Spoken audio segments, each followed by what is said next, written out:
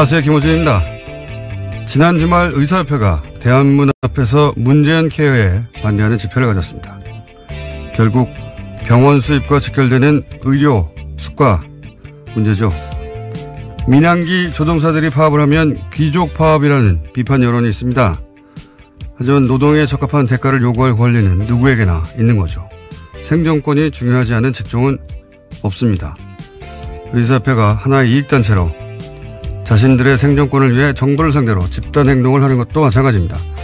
그들의 요구와 국민의료비 부담을 덜어주겠다는 정책적 목표 사이에 타협점을 찾아내는 건 정부의 숙제고 능력이죠. 제가 가진 불만은 그 비대위 구성입니다.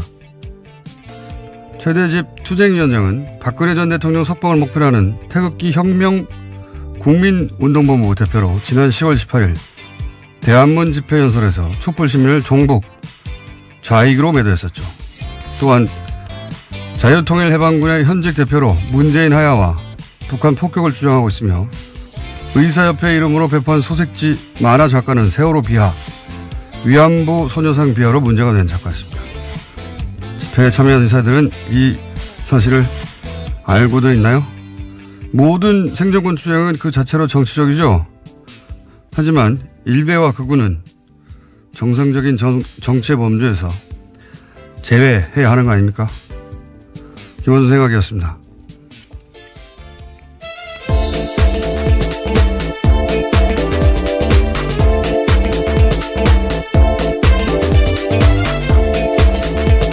시사인의 김은지입니다. 네. 의사협회 집회 그 자체는 저는 문제가 없다고 생각하는데, 예. 예를 들어서 그 만화 작가는 SNS를 이런 식으로 하던 작가예요. 서울에서 가장 맛있는 돼지고기 집이라 단원한다. 여기서 네. 단원은 단언 아니냐. 이렇게. 그런 논란이 불거졌죠. 예. 그게 아니다. 단원고라고. 단원고 학생들을 명백하죠. 비하한 거고. 세월호에 대한 비하는 뭐 이유도 많습니다. 소녀상에 대해서도 머플러, 소녀상에 들러서 머플러가 화제가 되니까 뭐 돈가스집, 오뎅집, 우동집, 수수집 앞마다 세워라. 그리고 피자도 배달시켜주고 잘생긴 소녀상도 옆에 세워줘라. 뭐 이런 비아냥을 해서 크게 논란이 됐던 전형적인 일베 작가인데 그 의협이 소식지로 투쟁이가 소식지로 뿌린 만화가 이분이 그린 거예요. 예. 투쟁위원장도 성향은 뭐 말할 것도 없이 자유 들어간 단체들은 다 극우 선양을 의심해 봐야 된다. 저희가 몇 번이나 얘기했었는데 자유통일해방군 네, 대표입니다. 네, 해방까지 들어갔네요. 네. 단체명 아주 스펙타클하지 않습니까? 자유통일해방. 예. 여기서 이제 북한 폭격하라든지 문재인 하야라든지 박근혜를 석방하라든지 지금도 주장하고 있는 박사모 중에서도 아주 극렬 박사모죠. 예. 모든 조직을 자기의 이제 정치적, 극우적 정치색을 구현하는 도구로 활용하신 분인데, 여비 이걸 알고서 투쟁위원장으로 한 건지, 예. 대정부 협상력을 높이는 게 아니라 정반대가 될 수 있다. 저는 그렇게 생각합니다. 자, 첫 번째 뉴스는 뭡니까? 네, 다스는 누구 겁니까? 라는 질문에 대해서요. 하나의 답이 나왔습니다. 이명박 전 대통령 집안에서 18년 동안 운전을 했던 인사의 이야기인데요. 다스는 이명박 전 대통령 거라는 겁니다. 해당 인사는 김종백 씨인데요. 이번 주 시사인 보도입니다. 김 씨는 1997년부터 2015년까지 이상은 회장의 운전기사였습니다. 요 사안은 저희가 이제 다음 주 월요일 주재희 기자가 나와서 직접 자세히 얘기할 텐데 시사인 특종이니까 첫 번째로 소개하는군요. 아니, 굉장히 중요한 뉴스니까요. 중요한 뉴스이기도 하죠. 네. 왜냐하면은 과거 이제 정치인들 관련한 그 비위가 폭로되고 하는 것도 대부분 운전기사, 예, 운전기사가 사실은 굉장히 오랜 시간을 같이 하잖아요. 예, 그래서 이제 그쪽 통화라든가 더구나 이분은 18년간이나 집안일도 했었기 때문에 심부름. 네, 예. 집사 노릇을 했다라고 하는데요. 그래서 청와대를 오고 가는 데 있어서 메신저 역할도 했다고 합니다.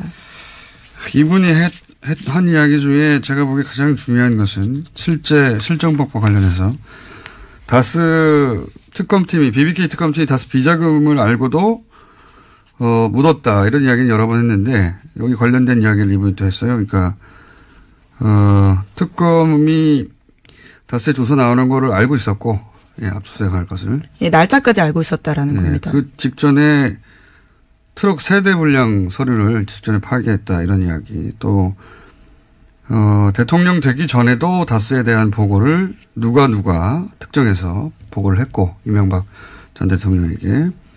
그리고 청와대에 있을 때도 신학수 감사와 이모 감사가 청와대 민정수석실 다스 담당자의 BBK 관련 보고를 하는 걸 본인이 봤다. 예, 이건 전원이 아니고 본인이 봤다는 겁니다. 예, 시간 장소가 특정되어 있기 때문에 굉장히 구체적인 진술들이 많습니다. 운전기사만이 할 수 있는 이야기들이죠. 직접 운전해서 갔기 때문에. 그리고 보고를 봤다는 거죠. 예. 예, 또 이번 주 시사인을 보시면요. 이 운전기사뿐만이 아니라 이명박 전 대통령을 운전했던 사람이 운전기사의 또 다른 인터뷰도 실려 있는데요. 네, 운전기사 두 번을 인터뷰했더라고요. 네. 네. 그 운전기사 잡기가 쉽지 않은데 그 주준이는 악마예요. 열심히 취재하고 있습니다. 자, 그리고 JTBC도 지금 다스 관련해서는 뉴스공장하고 JTBC가 사실은 거의 시사인이 또 같이 하고 있는데요. 네, 시사인 띄워줄게요. 이렇게 빼놓으시길래 깜짝 놀랐습니다. 네, 시사인이 소스를 가져오죠. 조진우 기자가. 자, 보도를 계속하고 있는데 어제 재밌는 보도가 하나 나왔습니다. JTBC에서. 네, 또 다스와 관련된 소식들이 있는데요. 이명박 전 대통령의 선거에서 다스 직원들이 조직적으로 동원된 정황이 있다라는 겁니다. 1996년에 서울 종로 국회의원 선거, 2002년 서울시장 선거에서 다스 직원 십수 명이 동원됐다라는 복수의 증언을 확보했다는 건데요. 선거에 동원된 직원들의 급여도 다스에서 나갔다라고 합니다. 다스 취재가 왜 다른 곳에서 잘 안 나오냐면 굉장히 어려워요. 왜냐하면 벌써 5년 전 특검을 받았고 그때 문제가 되는 건 다 털었단 말이죠. 다 털었는지는 아니지만 대다수가 털렸고. 그러다 보니까 이 BBK 사건에 이런 건 10몇 년 전이고 5년 전에 이미 한번 특검을 받았던 곳이고 그리고 그때 대통령이 직접 커버를 했고 그러다 보니까 증거인멸이 굉장히 꼼꼼하게 잘 됐어요. 예를 들어 주진희 기자처럼 거의 10년 가까이 이 사안을 파고 있었다든가 그렇지 않으면은 새로운 사실 밝혀내기가 쉽지 않은 사안이다. 근데 이 JTBC가 어제 얘기한, 선거 때 다스 직원이 동원됐다. 다스의 주인도 아닌데, 게다가 그 급여는 다스에서 나갔다. 네, 돈도 줬다라는 거죠. 예, 이게 이제 실정법만 따지면 선거법 위반이지만 이제 공소시효는 그건 다 됐고, 중요한 건 그 실정법 위반 부분이 아니라, 선거법 위반 부분이 아니라, 이랬다는 얘기는 이제 다스 실소유주를 또 한 번 드러내는 정황인 거죠. 실소유주가 되면 도곡동 땅의 주인이 되기도 하고 그리고 BBK 주인이 되기도 하고 동시에 그렇다면 옵셔널 벤처스의 주가 조작에 최소한 공범이 되는 건데 그 실소유주가 이건 공소시효가 남았어요. 그리고 이제 120억 비자금 관련해서도 공소시효가 2월 말까지 남아있고. 네, 얼마 안 남았습니다. 이 사안들은 급여가 다스에서 나갔다 이 자체가 중요한 게 아니라 이런 공소시효가 남아있는 범죄의 정황 증거가 될 수 있는 증인들이 될 수 있는 사안들인 거죠. 그리고 이제 더 재미있는 뉴스는 자서전 얘기도 나왔어요. JTBC에서. 네, 그렇죠. 좀 깨알 같은 뉴스인데요. 이명박 전 대통령의 자서전인 신화는 없다라고 있습니다. 95년에 발간됐는데 당대 베스트셀러였거든요. 그런데 당시에 다스가 나서서 대량으로 구매했다라는 겁니다. 저는 특히 재밌었던 증언이요. 다스 관계자에 따르면 직원들이 이 책에 이명박 대통령 사인을 대신했다라는 건데요. 이게 책이 너무 많아서 직원들이 차에다가 뒀을 정도였다라는 거고요. 남은 책들은 경주 지역에 무료로 나눠줬다라고 합니다. 왜 안 그랬겠어요. 예. 이거보다 더 재밌는 뉴스는 그 뉴스가 나올 때가 됐는데 2011년에 대통령 퇴임 직전에 영문 자서전이 나왔어요. 그때 이명박 전 대통령. 근데 이제 영문 자서전이 나왔으니까 아마존 서점에 서평, 리뷰가 있었지 않겠습니까? 초반에는 저는 이걸 실시간으로 봤었는데 초반에는 대략 40여 개의 댓글이 있었습니다. 네. 기사를 찾아보면 정확한 개수 나올 텐데 제가 기억하기로는. 그 중에 35개가 빵점이에요. 별 하나밖에 줄 수 없기 때문에 별 없는 게 아니라 사실상 빵점이죠. 근데 한 달 후에 별 5개가 120여 개가 붙습니다. 갑자기. 예. 별 4개가, 한번 20, 30개 붙고. 근데 이 별 5개라는 건 감동을 받았다는 거잖아요. 근데 리뷰가 한 줄이에요. 너무 좋다. 뭐 이런 거. 바보 같은 영어들 있죠? 예. 댓글 부대가 확실하다. 당시 아마 좀 서평란에 댓글 부대가 진출했다. 예, 지금 다시 가서 한번 확인해 보고 싶네요. 여전히 네. 그게 있는지요. 네. 그리고 그 별 5개 준 한 줄짜리 댓글을, 그러니까 리뷰를 쓴 사람들은 다 그게 첫 리뷰였어요. 가입하고. 예. 대량 가입해서 대량 리뷰를 썼다. 예. 그랬던 적이 있습니다. 그러니 뭐 책 사서 사인 대신하는 건 아무것도 아니죠. 아마존까지 가는데요. 자, 다음 뉴스는요. 네, 최순실 씨가 과거 EBS 사장 임명에도 개입했다라는 증언이 나왔는데요. 이 때문에 한국동계스포츠영재센터가 주최하는 행사에 EBS가 후원사였다라는 게 장시호 씨의 증언입니다. 어제 열린 이재용 삼성전자 부회장 재판 증인으로 장시호 씨가 나온 건데요.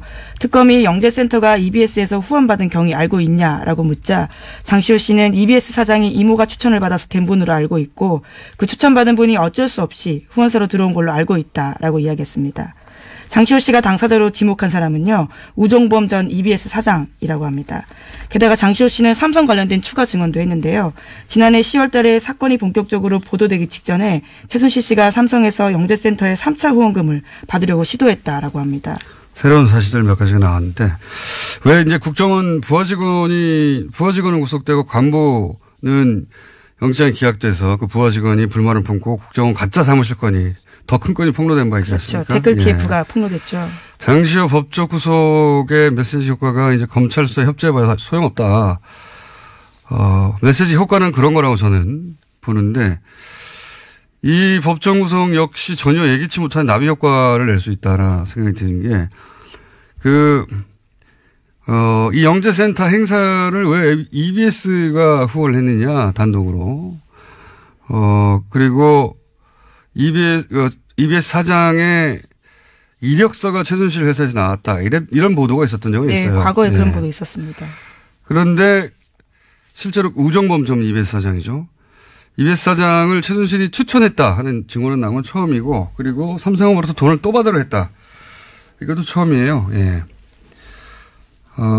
나비 효과가 장시호 씨 입을 통해서 또다시 그렇죠. 예기치 못한 나비 효과가 있을 수 있다. 장시호 씨 입을 주목해야 된다 그런 생각이 듭니다. 자. 네. 우 전 사장 같은 경우는 과거에는 개인적으로 모르는 사이라면서 국회 나가서 의혹을 부인한 바가 있는데요. 장시호 씨가 이 의혹의 도장을 찍어준 거죠. 그리고 이제 삼성 관련해서도 아마 장시호 씨가 증인으로 채택되거나 할 수 있는데 기대됩니다. 다음 뉴스는요. 네, 최순실 씨의 독일 조력자로 지목된 인사가 데이비드 윤인데요. 검찰이 이 사람을 인터폴에 적색 수배했다라고 TV조선이 보도했습니다. 최순실 씨를 내세워서 부동산 개발업자에게 뒷돈을 받은 혐의라고 하는데요. 이 사람은 최순실 씨의 해외재산 관련된 키맨으로 꼽히기도 합니다.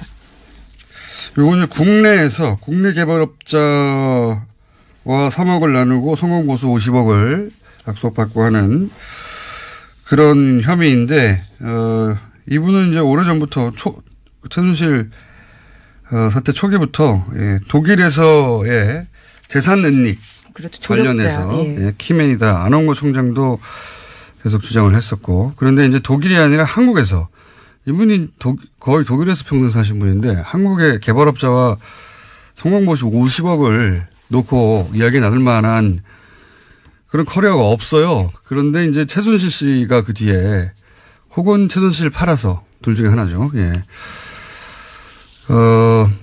아마도 독일 은닉 재산 수사의 출발점이 될 수도 있겠다. 근데 지금 독일에서 안 돌아오고 있으니까요. 네, 그 고소인 진술도 검찰이 확보했는데요.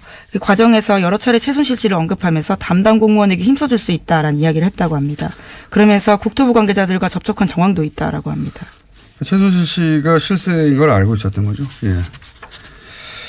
독일 은닉 재산의 출발점이 될 수 있기 때문에 이분은 소재가 확인되기 굉장히 어려울 것 같다.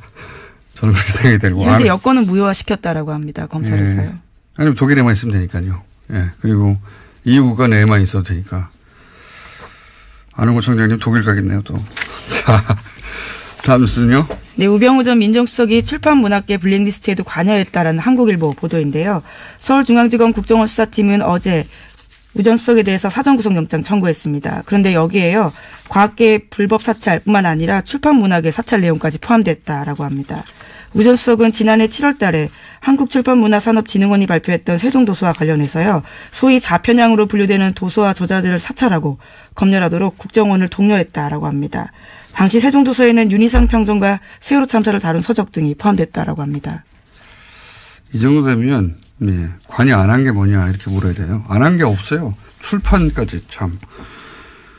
이 영장까지 기각이 되면 저는 이번에는 영장 판사들이 중요한 시험대에 올랐다 이렇게 봅니다. 이 영장까지 기각되느냐. 3차 이 영장까지 네, 세 번째입니다. 예, 기각되면 3차까지 영장이 신청된 경우도 제가 들어본 적 없는 것 같은데 후폭풍이 상당할 것이다. 시험대 올라오는 것 같습니다. 이정열 판사가 또 예, 출연이 예정된 사안이고요. 다음 뉴스는 뭔가요? 네, 박근혜 정부 청와대에 대한 국정원의 특수활동비 상납에서 최경환 의원이 개입한 정황을 검찰이 포착했다고 SBS가 보도했는데요. 최 의원이 국정원에 청와대 상납금을 늘려달라고 요구했다라는 겁니다. 남재준 전 원장 때 매달 5천만이었던 청와대 상납금이 이병기 전 원장 때 1억 원으로 그러니까 2배 뛰거든요. 그런데 여기 배경에는 최경환 의원이 있었다라는 겁니다. 본인 1억 받은 거 외에 청와대에 상납했던 돈을 2배로 늘린 것도 최경환 의원의 역할이었다 하는 게 검찰 주장이네요. 예. 근데 재밌는 게 지금 현역 의원이고 지금 네, 그렇죠. 국회가 또 회기 중이거든요. 예, 회기 중에는 불체포 특권이 있어요. 그래서 이제 국회에서 과반 출석의 과반 동의로 그렇죠. 이 체포 동의안이 통과돼야 되는데 통상의 상황이라면 이제 자유한국당이 결사 반대할 텐데, 근데 이제 정권이 탄압한다면서 굉장히 큰 소재를 쓰겠죠. 근데 지금은 이제 홍준표 대표의 이제 친박 청산에 도움이 되는 사안이거든요. 그래서 불체포 동의안에 대한 자유한국당의 스탠스가 어떻게 될 것인지 매우 재밌는 관전 포인트입니다. 네. 네, 게다가 오늘도 원내대표 선거가 있어서 당이 어떤 식으로 재편될지가 정해질 것으로 보입니다. 자, 약 2분 정도 저희가 브리핑 시간이 남았습니다. 다음 뉴스는 짧게 하죠. 네, 박주원 국민의당 최고위원 관련된 소식도 계속 전해드리고 있는데요. 오늘 아침 경향신문에도 새로운 보도가 있습니다. 2006년 초 주성영 전 한나라당 의원에게 제보한 정보가 DJ 비자금 의혹만이 아니다라는 건데요. 당시 열린우리당 정동영, 문희상, 유시민 의원 관련된 정보도 있었다라는 겁니다. 그 근거는요. 주 전 의원의 보좌관으로 근무했던 기획시의 인터뷰입니다. 그러니까요. 이게 이제 주 전 의원뿐만 아니라 주 전 의원도 박주원 위원회, 국민의당 최고위원회 주장을 반박했고 박주원 의원의 주장대로라면 사실은 주 전 의원은 박주원 의원 편을 들었어야 되는데 반박을 했고 이번에는 그 보좌관도 나와서 주 전 의원의 주장을 뒷받침하고 있으니까 박주원 위원은 이제 본인이 녹취록이 있다는 거잖아요. 네, 어제 JTBC 나와서 그런 주장을 했는데요. 네. 수일 내로 풀겠다라고 했습니다. 바로 풀어도 되실 텐데. 불리한 상황이고, 예. 논리적으로만 따지자면 박주원 의원이 이기기 힘든 상황인 것 같은데요. 예. 자, 요 사안은 저희가 3부에서도 추가적으로 잠깐 다룰 예정이고요. 제목 정도 얘기하면 끝날 것 같습니다. 하나 정도 더. 아, 그런가요? 그럼 트럼프 소식과 뉴스공장 소식이 있는데요. 뉴스공장 소식을 좀 먼저 전해드리겠습니다. 뉴스공장 소식이요? 네, 뉴스공장이 또 하나의 기록을 세웠다라고 하는데요. 지난 주말에 팟캐스트 누적 다운로드 수 10억 건을 돌파했다라고 합니다. 아, 1년 좀 넘는 기간 동안요? 예. 예. 두 자릿수에 이어서요. 이번엔 10억 다운로드 돌파했다라고 합니다. 저기 뭐랄까요? TBS 사장님 하청 브리핑 같은데요? 예. 아니, 뭐 굉장히 뉴스 가치가 있다고 생각해서요. 10억 돌파. 예. 그러면 기념으로 저희가 선물을 받겠습니다. 네? 누구한테요? 보통은 이런 행사를 이제 청취자 여러분들을 향한 선물을 주는데, 예. 저희는 이제 얼마나 좋냐, 이런 방송이 있어줘서 선물을 받기로 하겠습니다. 고개 선물이 들어올 것 같은 느낌이 드는데요. 자, 트럼프 소식은 뭡니까? 예, 성폭력 피해 고발 운동이 미투와 관련된 소식은 전해드린 바가 있는데요. 이와 관련해서 트럼프 대통령도 미투에 고발을 당했다라는 겁니다.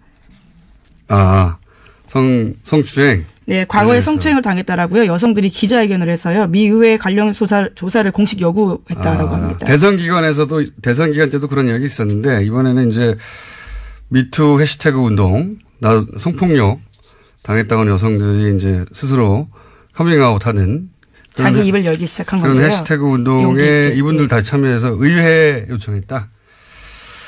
관련해서 재미있는 이야기들이 좀 있는데, 예, 러시아와도 관련된 이야기가 있고, 시간이 없네요.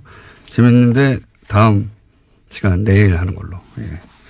여기까지 하겠습니다. 시사인의 김은지였습니다. 감사합니다. 자, 바로 이어서 어제도 저희가 돌발 영상 PD를 하다가 징계를 받았던 임장혁 기자와 YTN 이야기를 나눴었는데, 일반 기자의 입장을 들어봤고, 오늘은 노조 관련 얘기가 어제도 많이 나와서, 예. YTN, 언론노조 YTN 지부의 박진수 위원장 전화 연결해서 이야기 좀 나눠보겠습니다. 안녕하십니까? 네, 안녕하십니까? 네, 어제 기본적인 분위기 이야기는 나눴는데 왜 최남수 사장 내정자를 사내에서 반대하느냐 이야기는 나눴는데 이제 노조 관련해서는 이제 노조 대표가 아니다 보니까 답하기 어렵다 하셔가지고 저희가 보완 인터뷰를 하겠습니다. 자, 예. 비대 체제로 전환했다. YTN이 이게 무슨 의미입니까? 뭐가 달라지나요? 예, 정식 명칭 비상대책위원회고요. 네. YTN 산업이 이 체제 전환이라는 건 결국 회사가 위기라고 저희는 판단한 겁니다. 네. 지난 부적격자인 최남수 사장 내정을 막고 사내 적폐 세력들의 퇴진 없이는 더 이상 방법이 없다. 따라서 이를 위해서 구성원들과 함께 요구하고 주장하고 같이 힘을 모으겠다. 간단히 말하면 이제 총력 투쟁하겠다. 이 뜻으로 보시면 되고요. 이것이 YTN 바로 세우기를 위해서 불가피한 선택이라는 것이 저희들의 판단이고 구성원들의 요구입니다. 게다가 MBC에서는 이제 그 사장이 선임됐고 KBS도 이제 예, 이사 한 분이 아마도 해임이 될 것 같으니까 예. 여야 숫자가 바뀌어서 KBS 문제도 일단락이 될 것 같은데요. 길이 보이는데 그런데 YTN에서 어제도 그 임장혁 기자가 잠깐 얘기하긴 했습니다만 노조의 공식 입장을 듣고 싶은데 최남수 사장 내정자를 반대하는 이유는 뭔가요? 크게 이제 두 가지로 설명드릴 수 있겠는데요. 첫 번째는 저희가 이명박근혜 정권 9년 동안 언론장악을 가장 고통받았던 언론사 아니겠습니까? 이런 곳의 사장의 최우선 과제는 구체제, 따라서 이 적폐청산을 어떻게 실행할 의지가 있는가와 변화와 개혁을 할 수 있는가 이 부분입니다. 그러나 이 부분, 이 최남수 내정자 입후보 때부터 저희는 반대했던 것이 이분이 YTN에 어려울 때 계속 두 번이나 뛰쳐나갔고 또 소위 이제 저희는 탈영병이라고 부르는데요. 탈영병. 회사와 조직에 대한 이해가 없고 재건을 한 적임자가 아니라는 판단입니다. 결국 그렇기 때문에 청산도 변화와 개혁도 어렵다는 것이 이제 저희들의 생각이고요. 주장입니다. 또 하나는 이분의 과거 행적인데요. 이분이 그 머니투데이 MTN이라는 경제방송 시절에 보도본부장, 부사장, 사장까지 역임을 했어요. 네. 그런데 본부장 시절 지금 칼럼이 대거 확인되고 있는데요. 어제도 임장혁 기자가 말씀드렸지만 이명박 재산 헌납발주라의 위대한 부자의 아름다운 선행이라고 한다든가 예. 하대강을 잘 마무리해서 자전거도로 연결되는 것이 꿈만 같다고 이렇게 얘기를 한다든가 꿈만 같다. 그리고 허위사실로 밝혀진 노무현 논두렁 시기에 이런 걸 조롱한다든가 도저히 개혁 인사라고도 볼 수 없고 그리고 촛불 항쟁의 결과물로 나타나는 리더인지 납득이 안 간다는 거죠. 그리고 그 칼럼 쓴 시기가 공교롭게도 그 YTN 제일 이명박 정부한테 유린당하고 힘들 때 어제 그 임장혁 기자, 노종면 기자 이런 분이 불법 체포당하고 제일 고초 심할 때였어요. 이건 기자들이 체포됐었죠 그때. 아예 YTN 예, 체포됐었죠. 예, 그런 상황이었기 때문에 이걸 정서적으로 우리가 과연 감당하고 이해하겠는가 이런 부분입니다.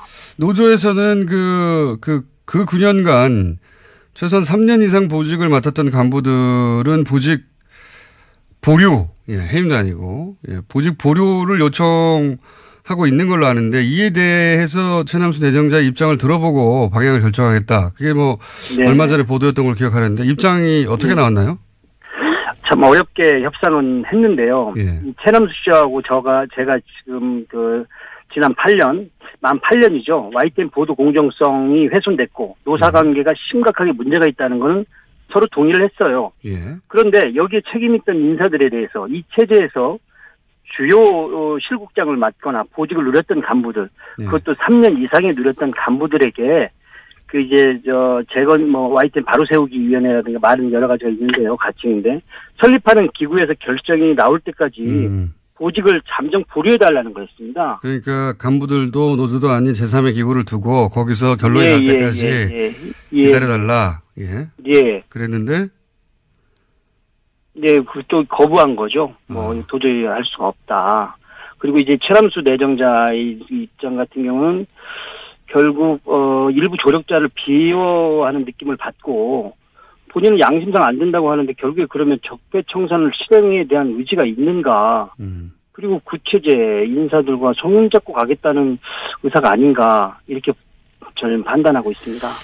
어제도 잠깐 제가 여쭤봤었는데, YTN은 보도 전문 채널이기 때문에 보도국장 자리가 굉장히 중요해서. 중요합니다. 예, 여기서, 상징적인 노정면 기자가 보도국장 자리를 제안받았는데 거절했어요. 이것도 연결된 이야기입니까? 구체적으로 보도국장이 자리를 잡으면 이제 저희는 YTN의 이제 뉴스가 어떻게 만들어지는지 모르니까.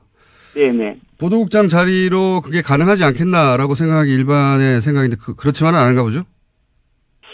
밖에서 보면 그럴 수도 있을 것 같은데요. 예. 제가 우리 김어준 총수께 역으로 질문 하나 드리면요. 예. 김어준 총수가 프로그램 진행하는데 예를 들어 이명박 씨가 사장이면 그게 가능합니까? 프로그램에 못 오죠, 제가. 예, 그렇다는 거죠. 결국에 이 보도국 정상화와 YTN 정상화는 별개일 수 없다는 얘기입니다. 보도국 독립적으로 운영을 하는데 사람은 내가 알아서 할 테니 당신은 운영만 하라고 한다든가 조직을 개편하는데 사장이 사사건건 난 못하겠다라고 한다든가 그럼 이거는 결과론적으로 개혁적 인사를 난 중용했어라는 액면밖에는 전혀 보이는 게 없죠. 개혁은 이루어질 수도 없고요. 한 사람이 가서 보도국 전체를 바꿀 수가 없다. 그럼요. 톱니바퀴가 이루어져야 된다고 저희는 보고 있는 것이죠. 그런데 중간 간부들이나 3년 이상 보직을 맡은 간부들에서는 그대로 보직을 두려고 하기 때문에 그 의지가 의심스럽고 이렇게. 네, 맞습니다. 그래서 이제 기자 한 명 거기 상징적으로 꽂는 것으로 대충 타협하고 넘어갈 일이 아니다. 이런 이야기네요. 예, 맞습니다. 그러면 마지막 질문인데요. 그러면 이제 비대위 체제로 바뀌어서 어떻게 하는 건가요? 지금 저희 입장에서는 모든 가능성을 열어놓고 지금 대응할 생각입니다. 이게 저희가 실제로 이명박 9년도 험난한 시절도 마다 않고 처절하게 공정방송을 위해 싸웠던 사업장 아니겠습니까? 최남수 내정자가 들어온다는 것은 곧 공정방송이나 적폐청산, 변화개혁도 저희는 못한다고 판단했고 선명적으로 선언한 입장입니다. 따라서 모든 가능성을 열어놓고 이 부분에 초점을 가할 생각이고요. 저희 지금 비대위가 우리 회사의 직능단체 그리고 주니어 그룹들 더불어 전직 집행부가 대거 참여한 광범위한 조직이기 때문에 향후 이런 투쟁에 맞서서 냉정하고 그리고 이 가능성을 결과물이 나올 수 있도록 이렇게 투쟁하겠습니다. 알겠습니다. 이 기회를 놓칠 수 없다. 다른 방송국은 정상화되어 가는데 우리는 그대로다. 이런 위기의식이 있는 거군요. 당연합니다. 예. 네. YTN 상황은 저희가 지속적으로 짚어가겠습니다. 오늘 여기까지 듣겠습니다. 감사합니다. 감사합니다. 네, 지금까지 언론노조 YTN 지부의 박진수 위원장이었습니다. 안녕하세요. 김호준입니다. 지난 주말 의사협회가 대한문 앞에서 문재인 케어에 반대하는 집회를 가졌습니다. 결국 병원 수입과 직결되는 의료, 수가 문제죠. 민항기 조종사들이 파업을 하면 귀족 파업이라는 비판 여론이 있습니다. 하지만 노동에 적합한 대가를 요구할 권리는 누구에게나 있는 거죠. 생존권이 중요하지 않은 직종은 없습니다. 의사협회가 하나의 이익단체로 자신들의 생존권을 위해 정부를 상대로 집단행동을 하는 것도 마찬가지입니다. 그들의 요구와 국민의료비 부담을 덜어주겠다는 정책적 목표 사이에 타협점을 찾아내는 건 정부의 숙제고 능력이죠. 제가 가진 불만은 그 비대위 구성입니다. 최대집 투쟁위원장은 박근혜 전 대통령 석방을 목표로 하는 태극기 혁명 국민운동본부 대표로 지난 10월 18일 대한문 집회 연설에서 촛불 시민을 종북, 좌익으로 매도했었죠. 또한 자유통일해방군의 현직 대표로 문재인 하야와 북한 폭격을 주장하고 있으며 의사협회 이름으로 배포한 소색지 만화 작가는 세월호 비하, 위안부 소녀상 비하로 문제가 된 작가였습니다. 집회에 참여한 의사들은 이 사실을 알고도 있나요? 모든 생존권 투쟁은 그 자체로 정치적이죠. 하지만 일베와 극우는 정상적인 정치의 범주에서 제외해야 하는 거 아닙니까? 김원준 생각이었습니다.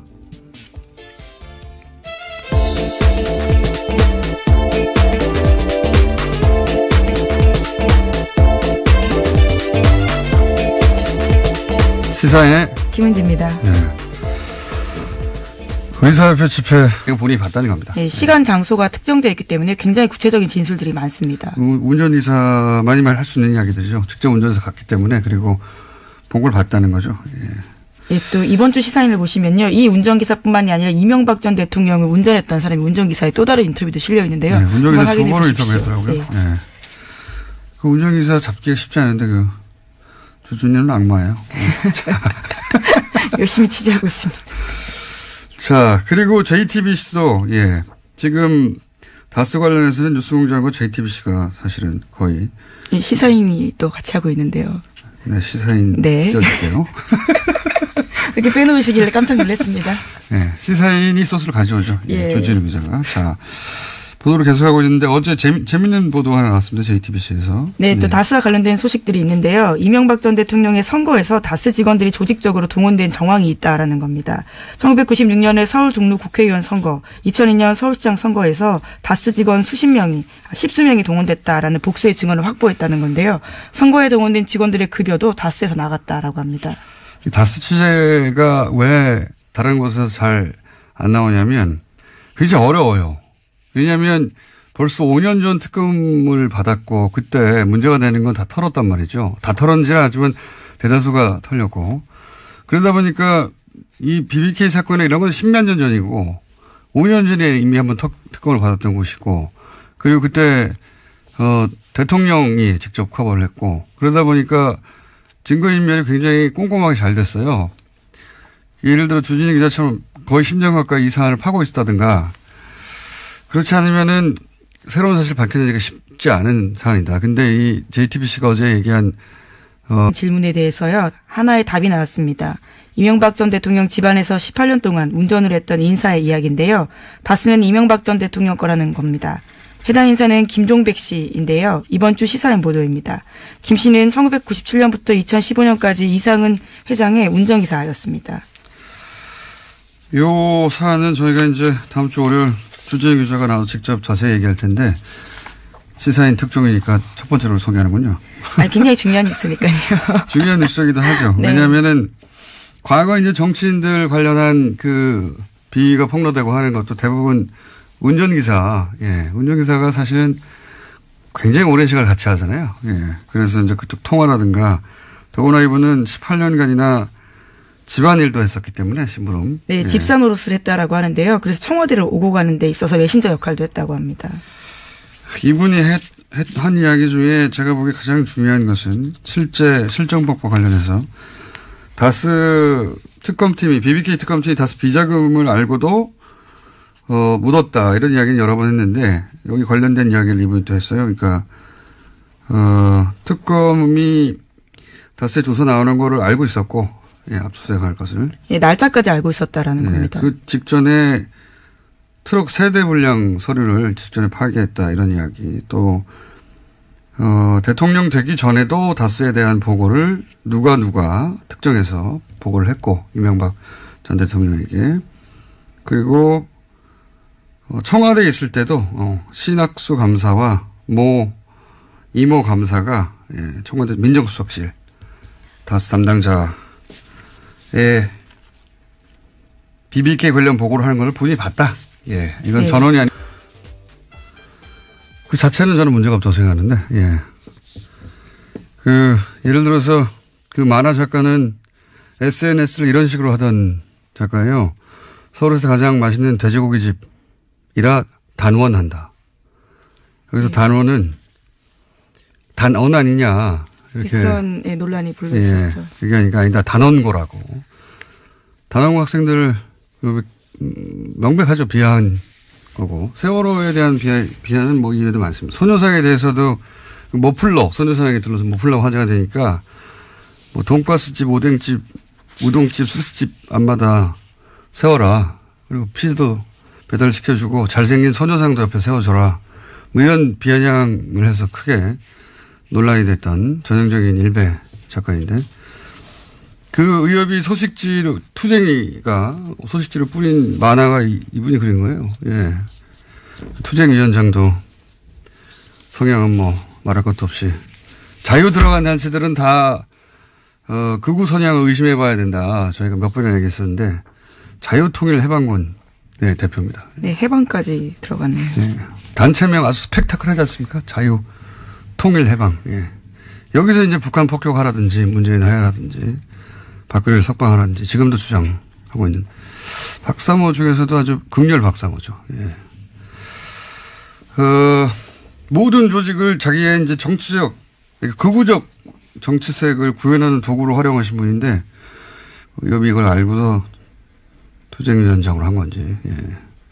대정부 협상력을 높이는 게 아니라 정반대가 될 수 있다. 저는 그렇게 생각합니다. 자, 첫 번째 뉴스는 뭡니까? 네, 다스는 누구 겁니까? 라는. 선거 때 다스 직원이 동원됐다. 다스의 주인도 아닌데, 게다가 그 급여는 다스에서 나갔다. 네, 돈도 줬다라는 거죠. 예, 이게 이제 실정법만 따지면 선거법 위반이지만 이제 공소시효는 그건 다 됐고, 중요한 건 그 실정법 위반 부분이 아니라, 선거법 위반 부분이 아니라, 이랬다는 얘기는 이제 다스 실소유주를 또 한 번 드러내는 정황인 거죠. 실소유주가 되면, 도곡동 땅의 주인이 되기도 하고, 그리고 BBK 주인이 되기도 하고, 동시에 그렇다면 옵셔널 벤처스의 주가 조작에 최소한 공범이 되는 건데, 그 실소유주가. 이건 공소시효가 나왔어요. 그리고 이제 120억 비자금 관련해서도 공소시효가 2월 말까지 남아있고. 네, 얼마 안 남았습니다. 네. 요 사안들은 급여가 다스에서 나갔다 이 자체가 중요한 게 아니라, 예. 이런 공소시효가 남아있는 범죄의 정황 증거가 될 수 있는, 증인들이 될 수 있는 사안들인 거죠. 그리고 이제 더 재미있는 뉴스는 자서전 얘기도 나왔어요. JTBC에서. 네, 그렇죠. 좀 깨알 같은 뉴스인데요. 이명박 전 대통령의 자서전인 신화는 없다라고 있습니다. 95년에 발간됐는데 당대 베스트셀러였거든요. 그런데 당시에 다스가 나서서 대량으로 구매했다라는 겁니다. 저는 특히 재밌었던 증언이요. 다스 관계자에 따르면 직원들이 이 책에 이명박 대통령 사인을 대신했다라는 건데요. 이게 책이 너무 많아서 직원들이 차에다가 뒀을 정도였다라는 거고요. 남은 책들은 경주 지역에 무료로 나눠줬다라고 합니다. 왜 안 그랬겠어요. 예. 이거보다 더 재밌는 뉴스는 그 뉴스가 나올 때가 됐는데 2011년에 대통령 퇴임 직전에 영문 자서전이 나왔어요. 그때 이명박 전 대통령. 근데 이제 영문 자서전이 나왔으니까 아마존 서점에 서평 리뷰가 있었지 않겠습니까? 초반에는 저는 이걸 실시간으로 봤었는데